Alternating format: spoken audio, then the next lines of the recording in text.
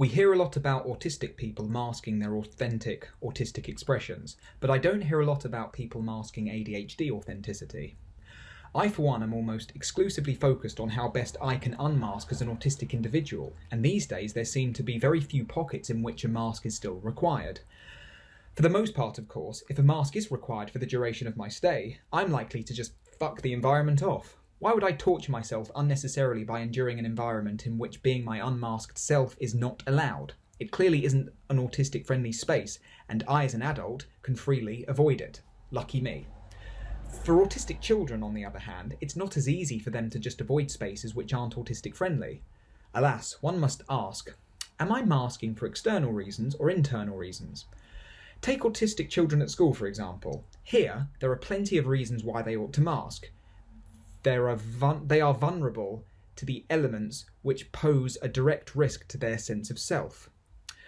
This would be an external drive to mask, for which unmasking simply will not do, because the autistic child here masks to protect themselves from anti-autistic threats in their environment. It is the environment that needs to be tweaked. And then we can consider an internal drive to mask, an autistic adult who weekly attends a social group for autistic people run by autistic people. Whilst there may still be threats in the environment in some cases, let us say, hypothetically, that for this particular autistic attendee, due to years of invalidation trauma, growing up autistic in a non-autistic world, despite the harmony they experience between themselves and this beautifully autistic space, they are not taking any chances. It is safer to assume threats to the autistic authenticity exist in the environment, even though they might not. Their whole life they have received one invalidation trauma after another, and therefore being openly autistic in any space could lead to danger. For this person, instead of tweaking the environment, perhaps we have to address their trauma, allow them time to heal, and if they decide themselves that they wish to be a part of the autistic space, help them to understand through demonstration that this environment, the autistic space, is not going to harm them. On the contrary, it could even facilitate their healing. Okay, so I appear to have tangented. Not that that's a verb, but bear with me. ADHD. So the tangent is apt, I suppose. I am much more inclined to mask my ADHD, for reasons like tangenting. I have a tendency to tune out of listening to people whilst they are talking to me, especially if I find what they are saying is mind-numbingly dull. Thankfully, I don't experience this much with my close friends. After all, in order for us to be friends, we must share at least a few special interests. Interests are key when it comes to both ADHD and being autistic. Where interest flows, attention goes. Sorry for messing up that quote. Regardless of one's neurotype, people generally don't appreciate it if they feel they aren't being listened to, heard, appreciated, etc. It is for this reason I am sometimes driven to mask ADHD. I will focus all my energies into standing still and nodding, making it look like I'm interested in whatever the fuck the person in front of me is going on about, because I'm not listening. Instead, I have long drifted away imagining the chicken on the front of the cornflakes box taking a bath with Donald Trump and Ainsley Harriott whilst the song Chasing Cars by Snow Patrol gently plays in the background.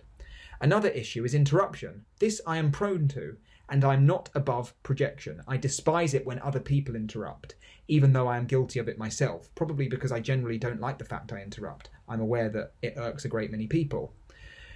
During conversation, if I feel impelled to make a point, I find it exceedingly difficult to restrain myself from making it right there and then. My interlocutor may be in mid-flow, but I haven't the spare awareness tunnel to lend them my consideration, and so my focus is bound exclusively to the point that is boiling and bubbling away inside my brain, ready to spurt out of my mouth like the Strokkur, hope I'm pronouncing that correctly, geyser in Iceland.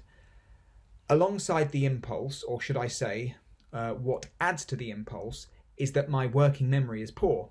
I know that if I don't make my point now, at this precise moment, provided I'm able to hold myself back, then the moment will be lost. If I wait my turn like a civilized human being, I will have forgotten my point.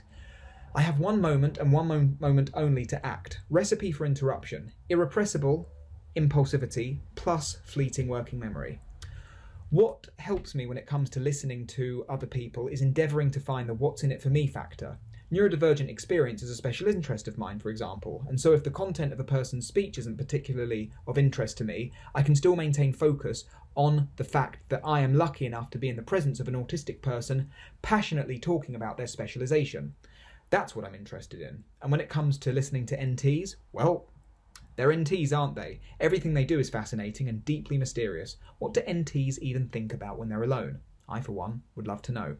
When it comes to interrupting, two things help me. One, I make notes whenever I can, so that I don't cut a person off when they're speaking. I wait my turn and still get to retain my point, which would be forgotten had I not written it down. And two, I would like to point out that I sometimes mask my ADHD expressions. Not all the time. People who know me well understand that I do have a tendency to interrupt.